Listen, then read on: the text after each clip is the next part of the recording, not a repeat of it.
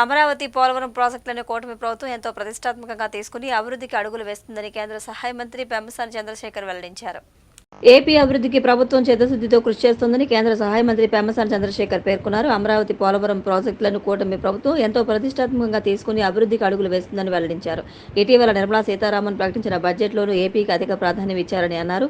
రాజధాని అమరావతి నిర్మాణానికి 15,000 కోట్లు, పోలవరం ప్రాజెక్టుకు ఎంత ఖర్చైనా భరిస్తామని కేంద్రం హామీ ఇచ్చిందని తెలిపారు. 2,500 కోట్లతో రైల్వే జోన్ మంజూరైందని, 12,000 కోట్లతో అమరావతి ఔటర్ రింగ్ రోడ్ నిర్మాణానికి కేంద్ర మంత్రి నితిన్ గడ్కరీ ఆమోదం తెలిపారని అన్నారు. వివిధ ప్రాజెక్టుల రూపంలో దాదాపు 80,000 కోట్ల నిధులు ఆంధ్రప్రదేశ్ రాష్ట్రానికి రానున్నాయని తెలిపారు. ఒక స్ట్రాటజీతో సాధించుకున్నటువంటి నిరంతర శ్రామికులు శ్రీ నారా చంద్రబాబు నాయుడు గారికి, అదేవిధంగా పొత్తులో భాగస్వామ్యమై ఈ రాష్ట్ర ప్రభుత్వాన్ని ముందుకు తీసుకువెళ్ళడంలో ముఖ్య పాత్ర పోషిస్తున్నటువంటి పవన్ కళ్యాణ్ గారికి అందరికీ కూడా నా హృదయపూర్వక కృతజ్ఞతలు. ఈ బడ్జెట్ గురించి ఇండియాని లాస్ట్ 10 ఇయర్స్ నుంచి తీసుకుంటే, ముఖ్యంగా లాస్ట్ 5 ఇయర్స్లో ఏం జరుగుతుంది అంటే జీడిపి బాగా పెరుగుతుంది. ఆల్మోస్ట్ 8% దాటిపోయింది ఈరోజు ఇండియా జీడిపి. ఫిస్కల్ డెఫిసిట్ వచ్చేసి లోయెస్ట్ ఉంది ఈ రోజున, ఇంతకుముందు అన్ని సంవత్సరాలతో పోలిస్తే. ఇన్ఫ్లేషన్ తీసుకున్నారనుకోండి 5.4%కి వచ్చింది. ఒకప్పుడు 6.7 ఉండేది, కూడా 5. అంటే గ్రోత్ బాగుంది, ఇన్ఫ్లేషన్ తగ్గింది. ఇవన్నీ గుడ్ ఫ్యాక్టర్స్ ఉన్నా కూడా ఈ రోజున అన్ఎంప్లాయ్మెంట్ అనేది కొద్దిగా సమస్యగా ఉంది. రెండోది, రైతులు అక్కడక్కడ ఇబ్బంది పడుతున్నటువంటి మాట వాస్తవం. ఇందులో తీసుకుంటే మొట్టమొదటిగా యూత్కి ఎంప్లాయ్మెంట్ కోసం ఏం చేశారు అనేది చూస్తే, దాదాపుగా 4 కోట్ల మంది యూత్ని ఎంప్లాయ్మెంట్ క్రియేట్ చేయడం కోసం 2 lakh crores ఇందులో బడ్జెట్లో తీసుకొచ్చారు.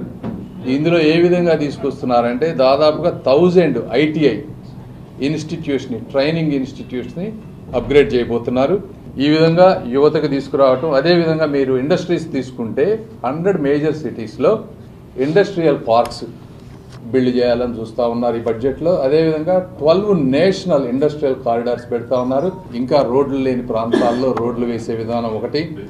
అదేవిధంగా కరెంటు బిల్లులు, ఈ రోజున కరెంటు బిల్లులు చాలామందికి భారంగా అయిపోయినాయి. ముఖ్యంగా ఆంధ్ర రాష్ట్రం లాంటి ప్లేసుల్లో సోలార్ పవర్ సబ్సిడీస్ తోటి దాదాపుగా 1 కోటి మందికి 300 యూనిట్లు ఆల్మోస్ట్ ఫ్రీగా వచ్చే విధమైనటువంటి పథకాన్ని ప్రవేశపెట్టారు.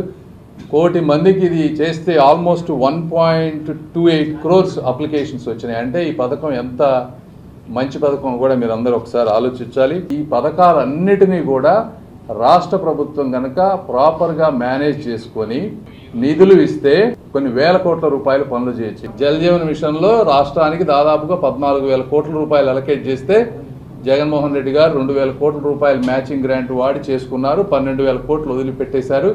ప్రతి ఇంటికి కూడా కుళాయి వచ్చేటువంటి పరిస్థితి. ఇవి కూడా రాష్ట్ర ప్రభుత్వం కనుక మనం చేసుకోగలిగితే, ఇలా అమృత్ పథకం, ఇలా చాలా పథకాలు ఉన్నాయి. నరేగా అనేది మనం వాడుకునే దాన్ని బట్టి మీకు ఎక్స్ట్రా వస్తుంది, దానికి లిమిట్ లేదు. యాక్చువల్గా ఏమైందో సర్టన్ అమౌంట్ ఉంది. కానీ నాకు తెలిసి వీళ్ళు దేనికి వాడారంటే, కొన్ని రైతు భరోసా కేంద్రాలు కట్టడానికి, వాటికి ఏదో కొంత వాడారు, సచివాలయాలు. ఇప్పుడు యాజ్ ఆఫ్ టుడే, ఈరోజు మీరు నరేగా వెబ్సైట్కి పోతే 2,900 కోట్ల రూపాయలు ఇంకా వాడని నిధులు ఉన్నాయి అక్కడ, మ్యాచింగ్ గ్రాంట్స్ లేకపోవటం.